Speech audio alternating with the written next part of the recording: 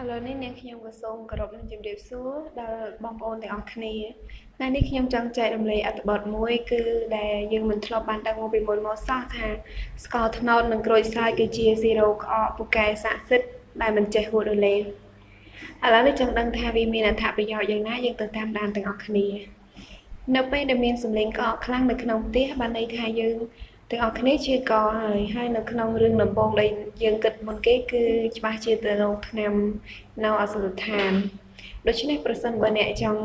រកថ្នាំក្អកដែលអាចទុកប្រើបានរហូតដែលមិនចេះខូចខាងក្រោមនេះគឺជារបៀបធ្វើស៊ីរ៉ូក្អកដ៏ពូកែស័ក្តិសិទ្ធិឥឡូវនេះយើងមើលទៅគ្រឿងផ្សំគឺគ្រឿងផ្សំមានតែក្រូចសើចហើយនិងស្ករត្នោត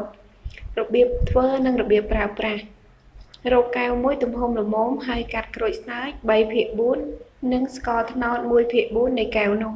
ដំបូងកាត់ក្រូចសើចជាចំណិតដាក់ចូលក្នុងកែវបន្ទាប់មកដាក់ស្ករត្នោតពីលើក្រូចសើចបិទគម្របកែវទុកចោលរយៈពេល1ខែបន្ទាប់ពី1ខែស៊ីរ៉ូក្អកនឹងប្រើប្រាស់បានហើយដបរក្សាទុកក្នុងទូទឹកកក